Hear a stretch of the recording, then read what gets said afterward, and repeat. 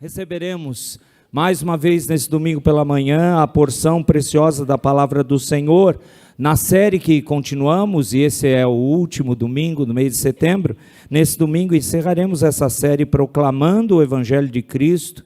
Nosso irmão presbítero Gregory tem essa função. Oremos por ele, por sua palavra, a palavra que ele vai trazer, fruto da Escritura Sagrada. Por favor, meu querido, vamos orar. Ó Deus, abençoe grandemente mais uma vez o nosso irmão presbítero Gregory. Tem compaixão dele na instrumentalidade da entrega da tua palavra e que nós atentemos completamente a tua voz e aproveitamos para que o Senhor cuide de duas pessoas ligadas à nossa igreja, a nossa irmã Irenilce, Senhor, que está hospitalizada, a esposa do nosso querido irmão, presbítero em disponibilidade, Luiz Nunes, e também Dona Cleusa, mãe da Sheila, a Sheila, esposa do diácono Cristiano. Cuida, Senhor, dessas pessoas enfermas e de todos os necessitados também. Fala conosco, nós clamamos, em nome de Jesus. Amém. Bom dia, igreja. Bom dia, irmãos. Uma alegria ver a igreja repleta. Convido a igreja a abrir no livro de Marcos, capítulo 1. Leremos 2 versos. Marcos, capítulo 1, versículo 14 e 15.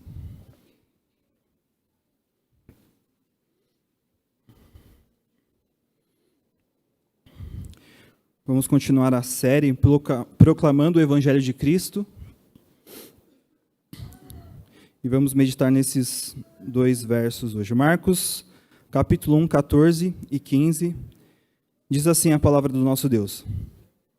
Depois de João ter sido preso, foi Jesus para a Galiléia, pregando o evangelho de Deus, dizendo: o tempo está cumprido e o reino de Deus está próximo. Arrependei-vos e crede no evangelho. Oremos mais uma vez. Santo Deus, diante da tua palavra nos calamos. Te peço, ó Pai, que a tua palavra que foi lida seja exposta com fidelidade. Usa a minha vida para falar a tua palavra nessa manhã, ó Pai. É isso que eu te peço, te agradeço. Em nome santo e precioso de Cristo que eu oro. Amém. Uma boa notícia. Quando nós temos uma boa notícia, nós queremos falar para todo mundo. Fala para os amigos, fala para os familiares, fala para a nossa esposa, marido, pai e mãe, filhos, tios, primos, para todo mundo. Essa é a alegria da boa notícia. E pegando uma ilustração de uma pessoa grávida, quando um casal descobre que está grávida, é uma alegria indizível. Eles querem contar para todo mundo. Põe nas redes, a igreja abraça, é uma alegria, porque a gravidez, ela traz essa alegria, né? A boa notícia, ela traz essa alegria não só para o casal, mas para quem está próximo. E por que eu estou falando de uma boa notícia? Porque a palavra evangelho significa isso, boa notícia, uma boa nova. Essa boa notícia foi o nascimento do nosso Senhor Jesus Cristo. E para proclamarmos o evangelho, essa boa notícia, a pregação foi um instrumento instituído por Deus. À luz desse texto de Marcos, a título de introdução, eu vou dar alguns destaques referente a esse evangelho. O primeiro é que o evangelho de Marcos, ele é considerado um dos evangelhos sinóticos. O termo sinótico vem do grego, uma junção de 2 palavras que significa ver conjuntamente. Então, por isso que nós temos 3 evangelhos sinóticos, Mateus, Marcos e Lucas. Eles tratam basicamente das mesmas coisas, os mesmos aspectos da vida e do ministério de Jesus Cristo. Porém, Marcos é o evangelho mais breve, dentro dos outros 2. Marcos tem 16 capítulos, comparado com Mateus, que tem 28 capítulos, e Lucas, que tem 24 capítulos. O segundo aspecto que eu queria destacar é que Marcos, segundo os estudiosos, foi o primeiro evangelho a ser escrito. Embora não haja um consenso unânime sobre isso, a maioria dos estudiosos entende que Marcos foi o primeiro evangelho a ser escrito. provavelmente no ano ali de 63 depois de Cristo, mas certamente antes do ano 70 depois de Cristo, que foi antes da destruição de Jerusalém. Sendo assim, William Barclay o considera o livro mais importante do mundo, visto que serviu de fonte para os outros evangelhos. Marcos é o primeiro relato da vida de Jesus Cristo que a humanidade conheceu. Uma coisa interessante é que dos 661 versículos que tem Marcos, 606 são reproduzidos no Evangelho de Mateus, e desses 55 que sobram, 31 estão no Evangelho de Lucas.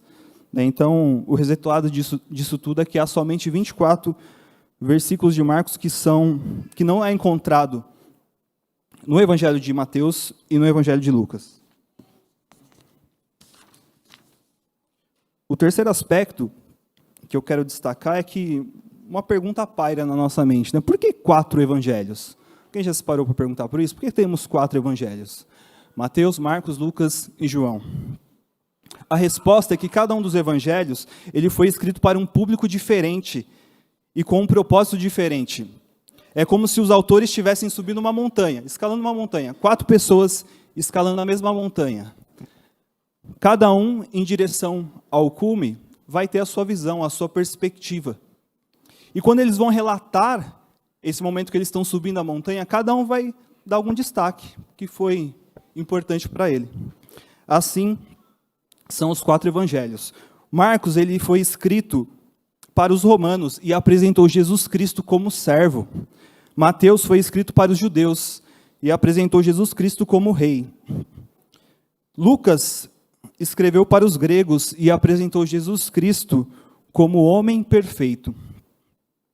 João escreveu um evangelho universal e apresentou Jesus Cristo como Deus, o Verbo encarnado. Algumas outras características do livro de Marcos são que ele enfatiza mais a obra de Cristo do que os seus ensinos. A ênfase desse evangelho é sobre a atividade, ou seja, sobre a ação de Jesus Cristo. Por isso, Marcos descreve mais os milagres de Cristo do que os seus ensinos. Marcos registra 18 milagres e apenas 4 parábolas. O termo que liga como elo, né, os acontecimentos que Jesus faz naquele tempo, é a palavra imediatamente. Jesus está sempre se movendo para uma ação e para outra. A palavra grega traduzida por imediatamente é usada 42 vezes no livro de Marcos, sendo que no Novo Testamento inteiro, essa mesma palavra ela é usada 87 vezes. Então, nós verificamos como que Marcos gostava dessa palavra. Para comprovar isso, eu peço que os irmãos atentem ao texto bíblico. No capítulo 1, vocês vão reparar que no verso 12, começa assim, e logo o Espírito impeliu. Esse logo é essa palavra imediatamente. A mesma coisa acontece no verso 18, que diz assim, então deixaram imediatamente as redes e os seguiram. No verso 20, ele fala a mesma coisa também. Espera aí que eu me perdi aqui. Verso 20 aqui. E logo os chamou, esse logo. Então essa palavra ela é repetida várias e várias e várias vezes no Evangelho. E voltando ao texto bíblico, esses 2 versos que nós lemos, a pregação é a obra mais importante que o mundo pode fazer. Mais importante que se pode fazer no mundo, perdão. Nenhum trabalho pode ser mais primordial e mais urgente do que a pregação do Evangelho. Jesus Cristo, o Filho de Deus, fez-se carne e tornou-se um pregador, e para isso que ele veio ao mundo. Reparem de novo nos versículos 14 e 15, diz assim a palavra, depois de João ter sido preso, foi para Galileia pregando o Evangelho de Deus, dizendo, o tempo está cumprido e o reino de Deus está próximo, arrependei-vos e crede no Evangelho. E no verso 38, o texto nos diz que Jesus, porém, lhe disse, vamos a outros lugares, às povoações vizinhas, a fim de que eu pregue também ali, pois é para isso que eu vim. Então Jesus sabia a sua missão. Jesus veio ao mundo para pregar o Evangelho. E Jesus não foi apenas um pregador, mas ele foi o pregador modelo. Aprendemos com ele pela pedagogia do seu ensino, pela grandeza dos temas que ele ensinou e pelo exemplo da sua vida. Jesus não pregou banalidades, mas ele pregou o evangelho de Deus. Importante que Cristo, ele não pregou nenhum assunto irrelevante. Tudo que Cristo pregou foi urgente, foi emergente para aquele tempo que foi escrito. Jesus não pregou para entreter as pessoas, mas para salvá-las. A pregação é a maior necessidade da igreja e do mundo. A pregação é um instrumento usado por Deus para chamar os pecadores. Em Romanos 10:17, nós temos que a fé vem pela pregação, e a pregação pela palavra de Cristo. Aqui mostra a supremacia da palavra de Deus. A palavra de Deus é o nosso alvo. E a primazia, ou seja, a prioridade disso é a pregação da palavra de Deus. Então nós temos que pregar a palavra de Deus, não temos que pregar ensinamentos humanos, temos que pregar a palavra de Deus.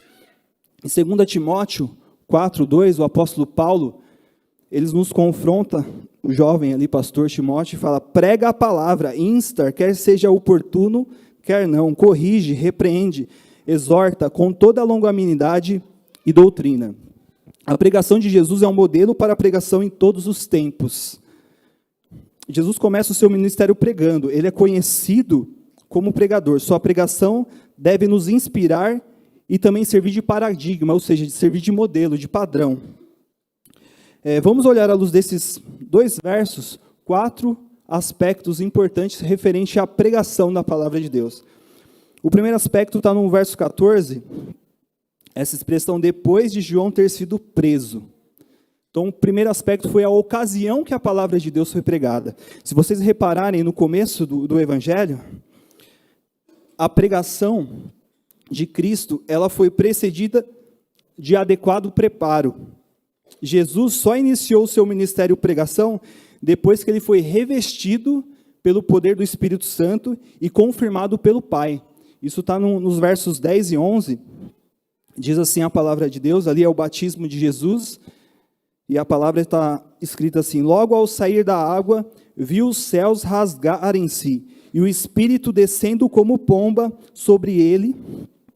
Então foi ouvida uma voz dos céus: tu és o meu filho amado, em ti me comprazo. Ali o próprio Deus demonstrou o amor que ele tinha por Cristo e o abençoou com o Espírito Santo.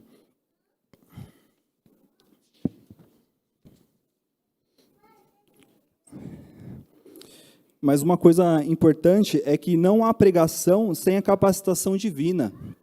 O próprio Filho de Deus não abriu mão desse revestimento do Espírito Santo. Toda vez que nós vamos proclamar a palavra de Cristo, nós temos que buscar a iluminação do Espírito Santo. Não tem como fazer isso sem a iluminação do Espírito Santo. Porém, Jesus também só iniciou a sua pregação depois que ele triunfou sobre o diabo no deserto. Está na continuação, no verso 12 e 13, diz assim: imediatamente, ou seja, e logo o Espírito o impeliu para o deserto. Então, Jesus é batizado, o Espírito Santo o reveste com poder, e imediatamente Jesus vai para o deserto. E no deserto ele é tentado pelo inimigo. Diz assim a palavra, no verso 12: e logo o Espírito o impeliu para o deserto, onde permaneceu 40 dias, sendo tentado por Satanás. Estava com as feras, mas os anjos o serviam. Então Jesus, ele venceu o inimigo. A partir desses 2 acontecimentos que ele começa o seu ministério.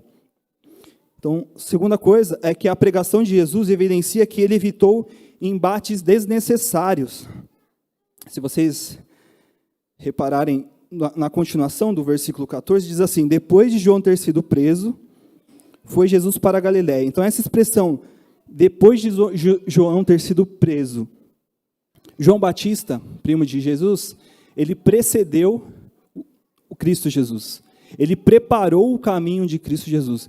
E quando ele foi, aqui diz o texto, né, preso, ele foi preso em Jerusalém, Jesus não queria enfrentar esse embate desnecessário. Jesus sabia que se permanecesse em Jerusalém, ele ia ser perseguido, assim como João Batista foi perseguido. Então ele saiu de Jerusalém rumo à Judéia. O terceiro aspecto é que a pregação de Jesus começa após o seu precursor cumprir cabalmente seu papel. João Batista foi levantado por Deus para cumprir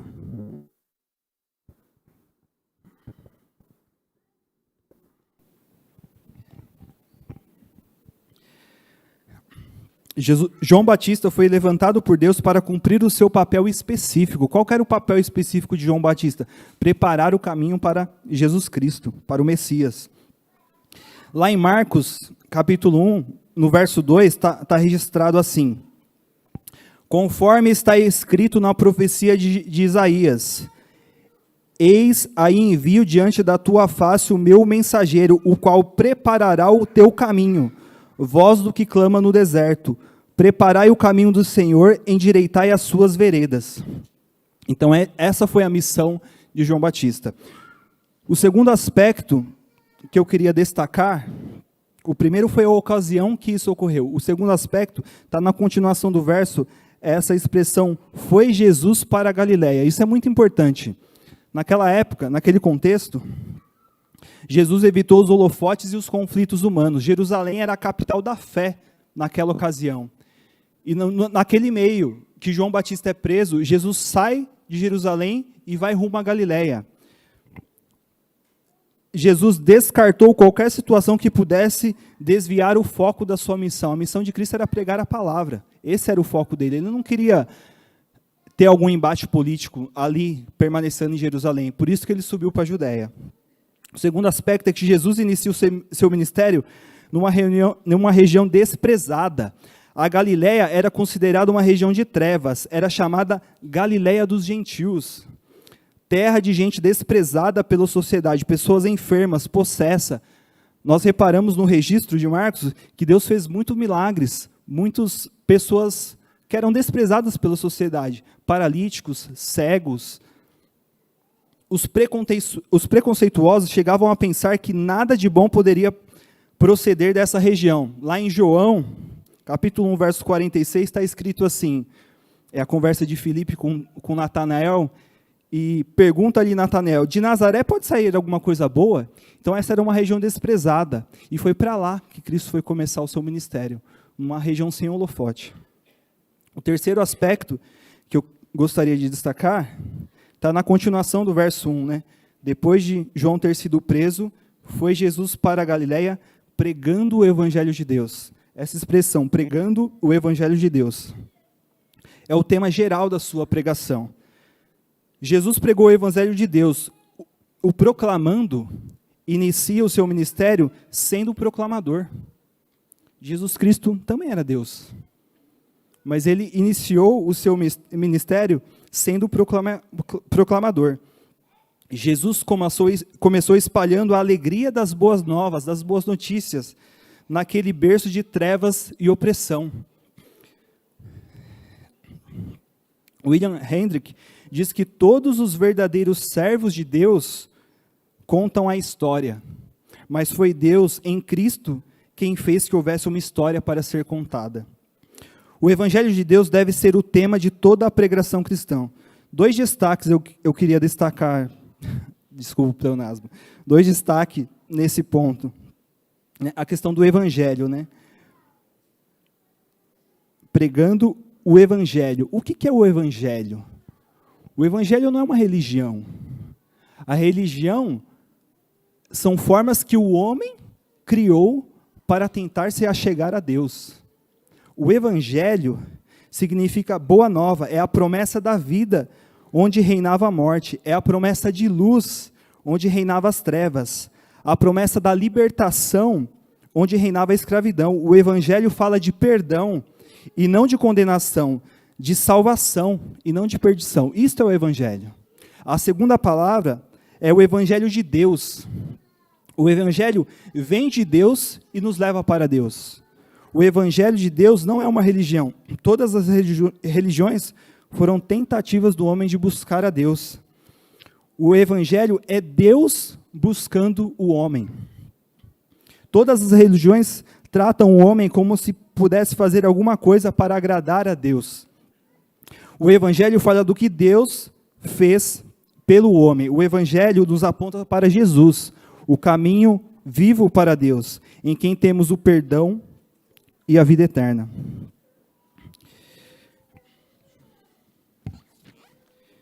E o quarto e último ponto que eu gostaria de destacar aqui é o tema particular da pregação. Então, recapitulando, a ocasião que foi registrado isso, o lugar da sua pregação, a Galileia, e o tema geral da sua pregação. Agora é o tema específico, as coisas específicas, e está em todo o verso 15. Diz assim a palavra de Deus, dizendo, o tempo está cumprido e o reino de Deus está próximo. Arrependei-vos e crede no Evangelho. O tempo está cumprido. O que significa isso naquela ocasião? O mundo pagão da época estava preparado para a vinda de Deus. O mundo foi preparado politicamente para a pregação de Cristo. Tinha leis comuns e um governo comum. Isso Deus fez através da civilização grega e romana. O mundo foi preparado religiosamente para a sua pregação. O paganismo não conhecia a figura do Redentor. O Evangelho trouxe uma mensagem nova e revolucionária. O Evangelho preenchia o vazio, satisfazia a alma, trazia libertação, cura, transformação e salvação. O mundo foi preparado também moralmente para a pregação. Naquela região, naquele tempo, havia a degradação da mulher. Os filhos eram apenas um objeto para os pais. O Evangelho veio oferecer um novo modelo, uma nova vida para a construção da sociedade. O tempo está cumprido, era isso, é esse tempo, a região estava preparada para isso. A segunda parte é que, e o reino de Deus está próximo. Todos os reinos, desde a queda do homem, foram regidos pelas normas do diabo.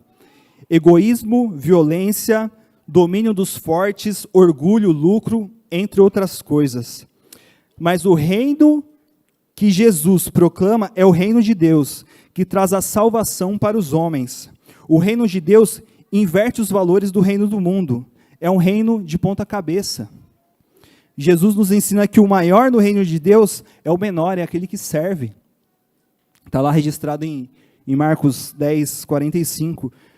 Pois o próprio Filho do Homem não veio para ser servido, mas para servir e dar a sua vida em resgate por muitos. E essa expressão está próximo. Essa expressão está próximo é a proximidade do reino. Jesus estava dizendo que o reino tinha chegado nele e para os homens. Onde Jesus está, ali está o reino. Onde Jesus governa os corações, ali o reino está presente. Jesus ele era Deus também.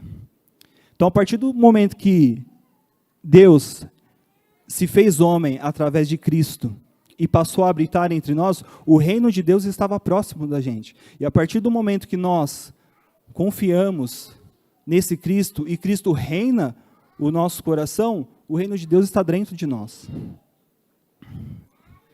E as condições para entrar no reino. Jesus não só anunciou as boas novas, tinha uma condição para fazer parte desse reino. Está no final do verso 15. Diz assim, arrependei-vos e crede no Evangelho. Arrependimento e fé. Essas eram as duas necessidades que tinha para que nós pudéssemos pertencer ao reino, as duas condições. Jesus não tinha apenas uma boa nova para pregar, mas também uma exigência a fazer. São duas condições para entrar no reino, arrependimento e fé. Os dois caminham juntos. A fé não vem antes do arrependimento. Não tem como você ter fé se você não reconhece que está errado perante Deus.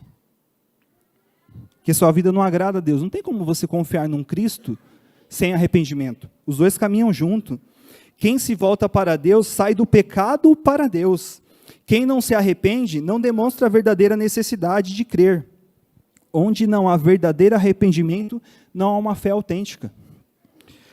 O arrependimento implica tristeza pelo pecado, confissão do pecado e fuga do pecado. Isso que é o arrependimento.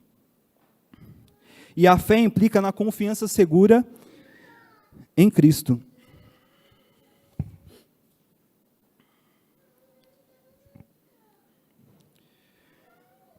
arrependimento e fé. Na questão de arrependimento, o que é arrependimento, né? É a mudança da mente.